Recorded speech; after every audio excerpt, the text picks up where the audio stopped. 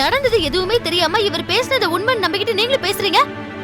நேத்து நைட்டு வீட்ல அத்தனை அமக்களமும் நடந்துட்டு இருந்தப்போ மாமா வீட்டுக்கு வெளியே தெரு முனையில நின்னுகிட்டு இருந்தாரு.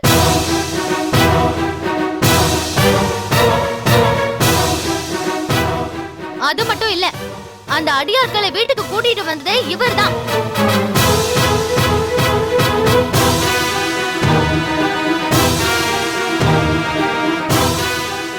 அத நானே என் கண்ணால பார்த்தேன்.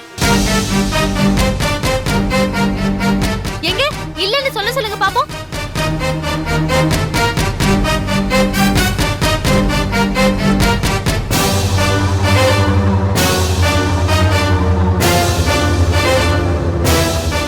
இவர் நமக்கு செஞ்ச உபகாரமே அடியாளோட அடியாள வீட்டுக்கு வந்து நம்ம கழுத்து மேல கத்திய வச்சு மிரட்டல, அவ்வளவுதான். ஏன்னா நேத்து இவர் அடியாளா வரல.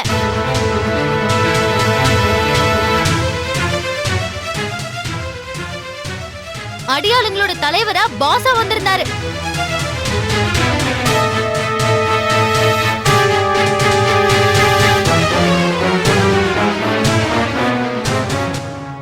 அடியாளோட அடியாளா வந்த இவரோட ஸ்டேட்டஸ் என்ன ஆகுறது? அதான் அடியாளுங்களோட தலைவனா தெரு முனையில நின்னுட்டு இருந்தாரு.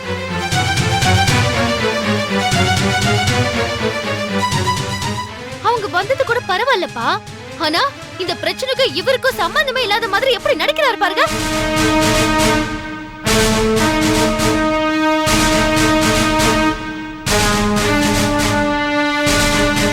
மாமா, இப்ப சொல்றேன் கேளுங்க. உங்க வெள்ளதுரை மாமாவோட பொண்ண நான் தான் என்னோட பாதுகாப்புல வச்சிருக்கேன். அவளை நான் தான் ஒளிச்சு வச்சிருக்கேன். அவளை திருப்பி அனுப்ப மாட்டேன் உங்களோட.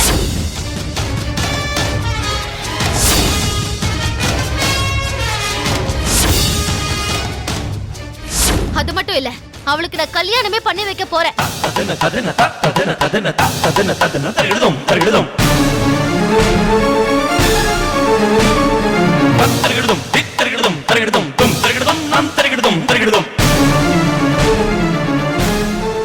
என்னைக்கு கல்யாணம், எங்க கல்யாணம்னு எல்லா தகவலையுமே பொண்ணோட அப்பனுக்கும் அம்மாவுக்கும் நானே நேர்ல வந்து சொல்லுவேன்.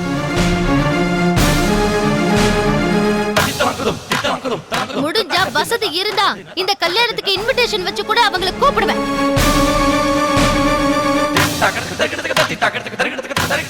நீங்க சொன்னீங்களே உங்க மாமா இந்திரன், சந்திரன், வல்லவன், நல்லவன். சக்தி இருந்தா முடிஞ்சா இந்த கல்யாணத்தை வந்து தடுத்து பார்க்க சொல்லுங்க.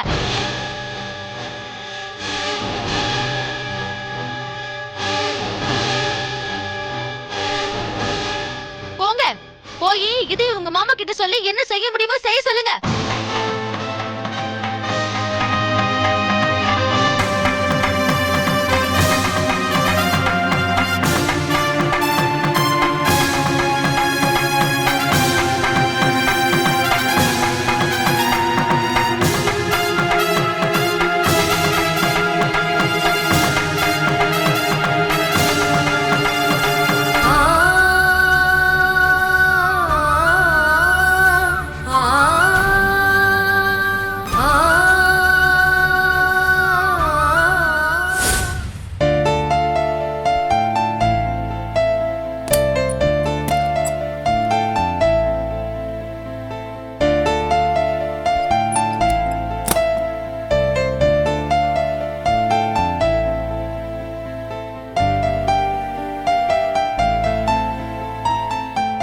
வந்த வேலை தான் முடிஞ்சிடுச்சுல, இன்னும் யாருக்காக வெயிட் பண்ற? கிளம்ப வேண்டியதானே. வேற யாருக்காக? அந்த வரதனுக்கு தான். அவருக்கு வரதன்னு பேர் வச்சிருக்க கூடாது, வராதன்னு வச்சிருக்கணும்.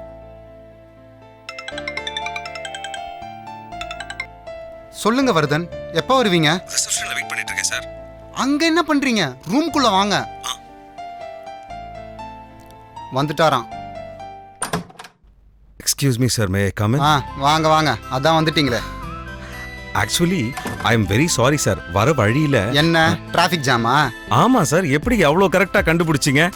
ஏன் மிஸ்டர் வரதன், கணபதி செட்டிக்குளத்துல எப்படி டிராஃபிக் ஜாம் ஆகும்? சார் இங்க இருக்கிறதெல்லாம் ரோடா சார், குட்டி குட்டியா இருக்கு. அதுல ஒரு மாட்டு வண்டி கூட சாஞ்சிருச்சு சார். பைக்ல நகர கூட முடியல, ஏன் நடந்து கூட போக முடியல. போதும் போதும் போதும், நிறுத்துறீங்களா? மிஸ்டர் வரதன், என்க்ரோச்மெண்ட் மேட்டர்ல ரங்கா சார் எல்லா பேப்பர்ஸ்லயும் சைன் பண்ணிட்டாரு. தெரியும் சார். இதுல அவருக்கு ஏதோ பெரிய ஆதாயம் இருக்கு, அதனாலதான் அவர் சைன் போட்டிருக்காரு. வேணா பாருங்க, இதனால நம்ம கம்பெனிக்கு ஹெவி லாஸ் இருக்கு. ஏன் சார் நீங்க கொஞ்சம் கூட பாசிட்டிவா பேச மாட்டீங்களா? இந்த பாசிட்டிவ் திங்கிங் ஆசாமிங்க இருக்காங்களே, அவங்கலாம் லைஃப்ல முன்னுக்கு வருது ரொம்ப கஷ்டம் சார். அவங்களுக்குலாம் மரண அடி காத்துக்கிட்டு இருக்குன்னு வச்சுக்கோங்களேன். சரியா போச்சு. உங்ககிட்ட பாசிட்டிவா பேசி நான் உங்களை திருத்தலான்னு பார்த்தா நீங்க என்ன மாத்திடுவீங்க போல இருக்கே. ஆளை விடுங்க சாமி, நான் நேரா விஷயத்துக்கு வரேன். நம்ம எம்டி கிட்ட நான் எல்லா விஷயத்தையும் பேசியாச்சு. நீங்க உடனே ஊட்டி கிளம்பி போய் என்க்ரோச்மெண்ட் நிலத்துல 24 ஏக்கர் அளந்து வேலி போட்டு வர வேண்டியதுதான். 24 ஏக்கர் அளக்கிறதுனால நம்ம கம்பெனிக்கு ஒரு 240 ஏக்கர் லாஸ் ஆகுமோ இல்ல அவ்வளவுதானா? ஒன்னும் புரியல சார். சார் நீங்க இப்ப ஊருக்கு தான் கிளம்புறீங்களா சார்? ம். ஓகே, நீங்க ஊருக்கு போற வழியில ஹலோ ஹலோ ஹலோ, போதும் போதும். உங்க வாயை திறந்து நீங்க எதுவும் சொல்ல வேணாம். தயவு செஞ்சு கிளம்புறீங்களா? அம்மா வரேம்மா, ம் வரேன் சார். ம்.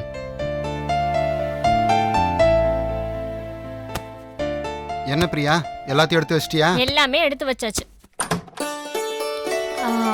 உள்ள வரலாமா? ஹே வா தலீர். என்ன 2 பேரும் ரொம்ப ஃப்ரெண்ட்ஸ் ஆயிட்டீங்க போல இருக்கு. ஆமா, நேத்தே பார்ட்டில நாங்க 2 பேரும் ரொம்ப ஃப்ரெண்ட்ஸ் ஆயிட்டோம். ம். ஒரு நிமிஷம் நீங்க பேசிட்டு இருங்க. ஹலோ சார், சொல்லுங்க சார். என்ன ஊருக்கு கிளம்பிட்டீங்களா? ஆமா, நேத்தே சொன்னேன்ல இன்னைக்கு கிளம்ப போறோம்னு. ஆமாமா சொன்னீங்க. அதான் கிளம்புறதுக்குள்ள உங்களை பார்த்துட்டு போலான்னு வந்தேன். எனக்கு சிநேகிதிங்கன்னு பெருசா யாரும் இல்ல. ஊட்டில 2-3 பேர் இருக்காங்க. ஆனா அவங்க கிட்ட கூட நான் எதையும் மனசை விட்டு வெளிப்படையா பேசினதில்ல. ஆனா என்னமோ நேத்து உன்கிட்ட நிறைய பேசிட்டேன். எங்க நிறைய பேசுன? அப்படி ஒண்ணும் பேசல. இல்ல நிறைய தான் பேசினேன். சரி அப்படியே வச்சுக்கோ. நான் பேசிருக்கவே மாட்டேன். ஆனா நீதான் ஏதோ மாயம் பண்ணி என்ன பேச வச்சுட்ட. மாயம் பண்ணணும், மந்திரம் பண்ணணும். நீ உண்மையதானே பேசுன, பொய் எதுவும் பேசலையே. இந்த உலகத்துல உண்மைய பேசுறது தான் எப்பவும் ஆபத்து.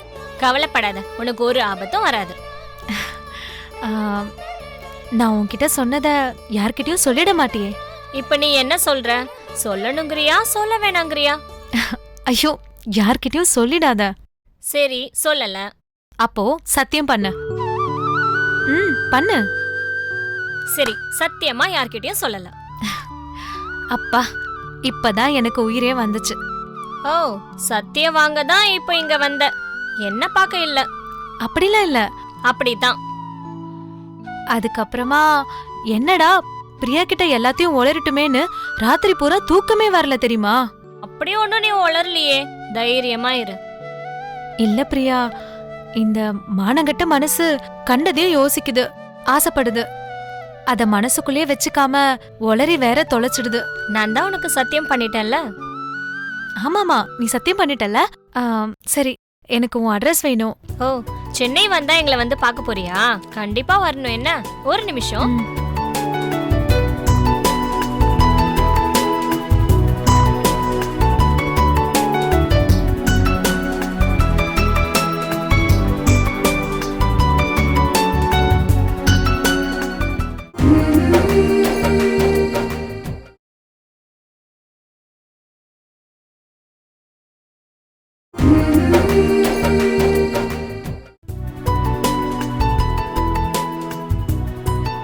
இந்தா.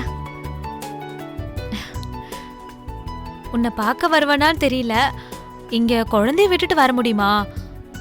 ஒருவேளை எனக்கு கல்யாணம் நிச்சயமானா உனக்கு கல்யாண பத்திரிக்கை அனுப்ப வேண்டாமா?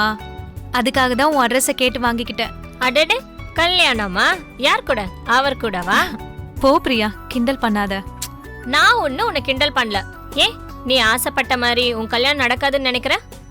நீ ஏழுங்கிறதுனாலயா? ஒரு காலத்துல நானும் உன்னை விட மோசமான நிலைமையில இருந்தவதான். உறவுன்னு சொல்லிக்கவே யாருமே இல்ல. இப்ப நான் வாழற வாழ்க்கை கனவுல கூட நினைச்சு பார்க்காதது. கடவுள் எனக்கு எல்லாம் தரலையா? அது மாதிரி கடவுள் உனக்கும் எல்லாம் கொடுப்பாரு. நம்பிக்கையா இருக்கணும். சரி, நீங்க ஊருக்கு கிளம்புறவங்க, உங்களுக்கு நிறைய வேலை இருக்கும். நீங்க எல்லாம் எடுத்து வச்சு கிளம்புங்க. பத்திரமா போயிட்டு வாங்க. சரி, வரேன். நான் வரேன்.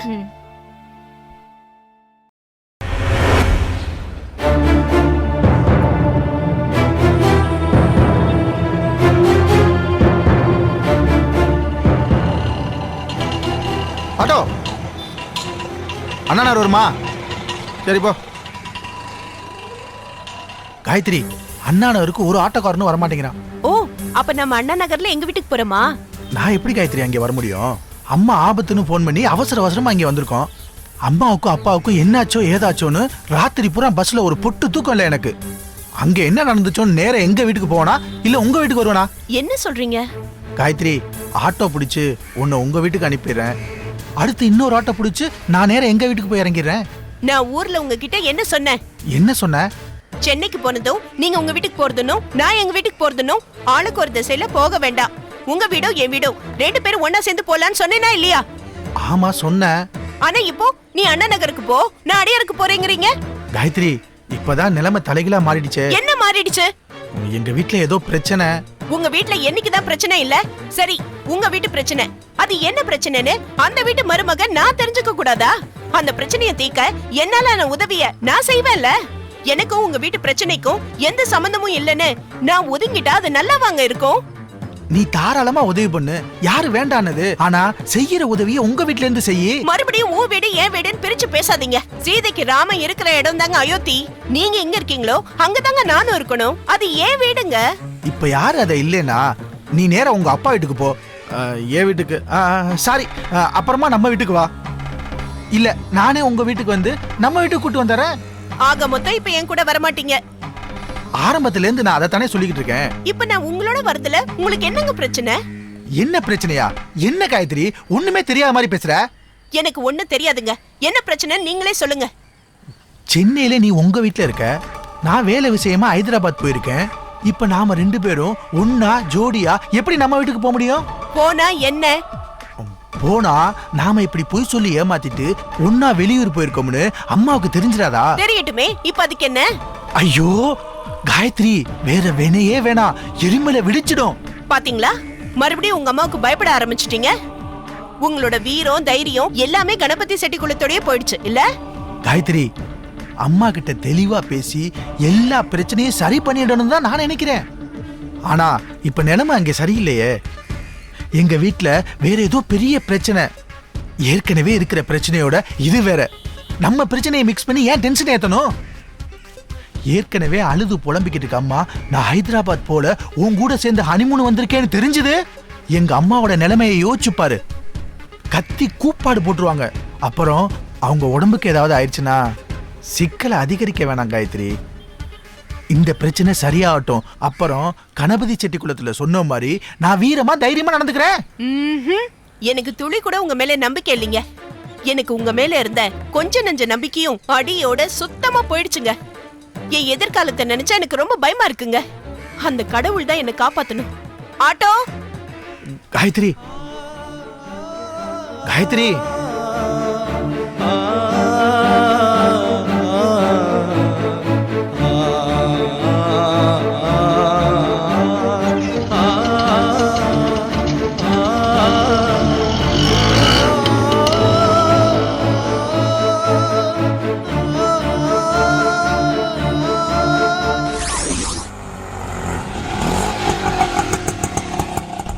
வேலு ஒரு விஷயம் இருங்க. என்னென்ன நேற்று என்னென்னமோ சொன்னீங்க? வேலு, என் பேச்சுக்கு மரியாதை கொடுத்து இவ்வளோ தூரம் வந்தால ரொம்ப தேங்க்ஸ்ரா. என்னென்ன அப்போ வரமாட்டேன்னு நினச்சியா? நீ அவ்வளோ சொல்லி நான் வராமல் இருப்பேனா?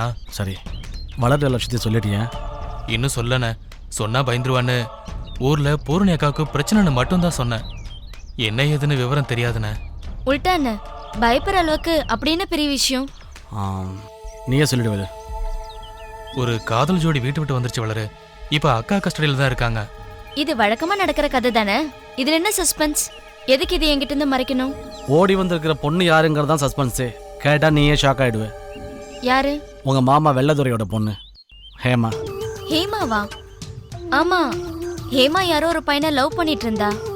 அவனை தான் கல்யாணம் பண்ணிக்குவேன்னு என்கிட்ட கூட சொன்னாலே. உங்க மாமா அதுக்கு ஒத்துக்கல. தான் பார்த்த IAS மாப்பிள்ளை தான் கட்டிக்கணும்னு சொல்லியிருக்காரு. உடனே ஹேமா தான் லவரோட ஓடி வந்திருக்கா. அவங்க அடைக்கலம் கட்டு நம்ம கிட்ட ஓடி வரல. வெள்ளத்தூர ஆளுங்கள்ட்ட இருந்து உயிரை காப்பாற்றிக்க ஓடி வந்தாங்க. வழியில் பார்த்து நான் அவங்களை காப்பாற்றி கூட்டிட்டு போய் ஒரு இடத்துல பத்திரமா தங்க வச்சேன். இந்த தடவை ஓடி வந்திருக்கிறது என் சொந்தக்கார பொண்ணு. அவ்வளவுதானே மேட்ரு. இதை கேட்டு நான் ஏன் பயப்படணும்? என்னம்மா நீ விவரம் இல்லாமல் பேசிக்கிட்டு இருக்க? அந்த பொண்ணு காணா போன உடனே உங்கள் அப்பா யாரை தெரியுமா தேடி வந்தார்? பூரணியை. அந்த பொண்ணையும் வேடி எங்கே ஒழிச்சு வச்சிருக்க அப்படின்னு கேட்டு வீட்டில் பிரச்சனை பண்ணார். பூரணி அப்படிலாம் ஒன்றும் இல்லைன்னு சொல்லி அனுப்பி வச்சுட்டா. அடுத்த நிமிஷமே வெள்ளத்தோட ஆளுங்களை வீட்டுக்கு அனுப்பிச்சு கலாட்டா பண்ணி வீட்டில் இருக்கிற பொருள்லாம் தூக்கி போட்டு உடச்சிட்டு போயிட்டானுங்க. அடுத்து யாரை திரும்ப தெரிய வந்தானுங்க? நேராக என்ன தான். அந்த விஷயம் உங்கள் அக்காவுக்கு தெரிஞ்சு போய் அவள் எனக்கு ஃபோன் பண்ணி சொன்னான். அதுக்கப்புறம் அந்த பொண்ணையும் பையனையும் பத்திரமா வேற இடத்துக்கு கொண்டு போய் பாதுகாப்பாக தங்க வச்சிருக்கேன். இல்லைன்னா கதை கந்தல இருக்கும். அப்புறம் என்ன, உடனே கல்யாணம் பண்ணி அனுப்பி வச்சிட வேண்டியதானே? என்ன வளரு மறுபடியும் விவரம் இல்லாமல் பேசிட்டு இருக்க? இதுக்கு முன்னாடி பூரணி யாராருக்கோ கல்யாணம் பண்ணி வச்சிருக்கா. அதுலலாம் சின்ன சின்ன உரசல் மனஸ்தாபம் அப்படிதான் வந்திருக்கு. பெரிய பிரச்சனை எதுவும் வரல. ஆனா இப்ப ஓடி வந்திருக்கிற பொண்ணு உனக்கு ரொம்ப க்ளோஸ் ரிலேஷன். அந்த பொண்ணு ஓடி போன உடனே நேரா உங்க அப்பா பூரணியை வந்து விசாரிச்சு அவ இல்லைன்னு சொல்லி அதுக்கப்புறம் அடியாளுங்களை அனுப்பிவிட்டு இது எல்லாத்தையும் சமாளிச்சதுக்கு அப்புறம் இப்ப பூரணி கல்யாணம் பண்ணி வச்சா உங்க அப்பாவை கோவம் வருமா வராதா? உங்க அப்பா சும்மா விட்டுருவாரா? ஏற்கனவே உங்க அப்பாவுக்கும் எங்க அம்மாவுக்கும் ஆகவே ஆகாது. பூரணி அக்கா இந்த கல்யாணத்தை பண்ணி வச்சிட்டா அப்புறம் சுத்தம் உங்க அப்பா தீவிரவாதியாவே ஆயிடுவாரு. அதுக்கப்புறம் அவர் என்ன செய்வாரு, எப்படி நடந்துக்குவாருன்னு என்னால் நினைச்சு கூட பார்க்க முடியல வளரு. வேண்டாம் உள்டான வந்தவங்களுக்கு புத்தி சொல்லி அவங்கள திருப்பி அனுப்பிடுறதுதான் புத்திசாலித்தனம்ண்ணா. ஏண்டாப்பா இப்படி ஒரு புத்திசாலித்தனமான யோசனையை நீ மட்டும் தான் சொல்லுவதுக்காதான் உன்னை ஹனிமூனை பாதியிலே முடிச்சுட்டு வாடான்னு கூப்பிட்டோமா? இந்த யோசனை எங்களுக்கு தெரியாதா? அப்போ அவங்களுக்கு கல்யாணம் பண்ணி வைக்க போறீங்களா? அது எப்படா முடியும்? என்னையும் உங்க அக்கா பூரணியையும் இவங்க அப்பாவும் இவங்க மாமாவோட ஆளுங்களும் ஒவ்வொரு நிமிஷமும் ஃபாலோ பண்ணிக்கிட்டு இருக்காங்க. அதனால இந்த கல்யாணத்தை நடத்த போறது நீதான்.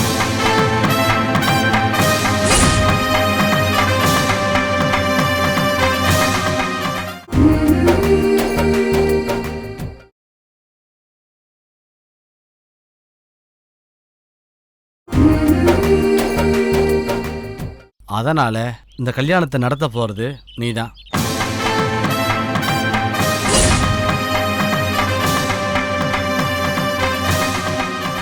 என்னடா சொல்ற? இந்த விஷயத்த உங்க வீட்டில் வேறு யார்கிட்டையும் ஒப்படைக்க முடியாதுடா. உங்ககிட்ட மட்டும் தான் முடியும். ஏன்னா உன் மாமனாருக்கு உன் மேல மட்டும்தான் சந்தேகம் வராது. இல்லண்ணா வேணாண்ணா, ஆனாலும் இது ரொம்ப டேஞ்சர்ண்ணா. ஏய், உன் மாமனார் என்ன செய்வாரோ, இவங்க மாமா பெரிய அரசியல்வாதியாச்சா அவரு என்ன செய்வாரோ அப்படின்னு நினைச்சு பயப்படுறியா? அண்ணா அது வந்து செல்ஃபிஷா இருக்கலாம்டா. 100% செல்ஃபிஷாவே இருக்கக்கூடாது. ஏற்கனவே உங்க வீட்டில் சுயநலக்காரன் அப்படின்னு ஒரு முத்திரையை குத்தி வச்சிருக்காங்க. அதை ஊர்ஜிதம் பண்ற மாதிரி மேல மேல தப்பு பண்ணிட்டு இருக்காத.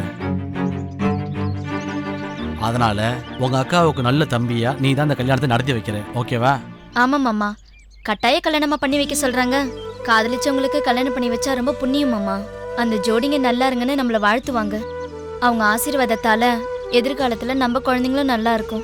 அப்புறம் என்னப்பா, மேலிடமே சம்மதிச்சு அனுமதி கொடுத்துட்டாங்க. அப்புறம் என்ன, நல்லபடியா நடத்தி வையே. ஏய், ரொம்ப யோசிக்காத, எல்லாம் நல்லபடியா நடக்கும். வண்டியில ஏறு.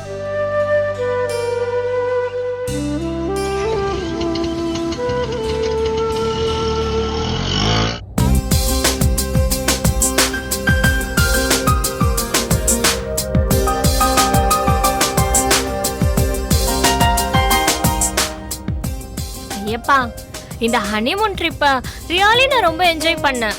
என்னென்ன வித்தியாசமான அனுபவம். ஊட்டிக்கு போயிருந்தா நிச்சயமா இதெல்லாம் நமக்கு கிடைச்சே இருக்காது.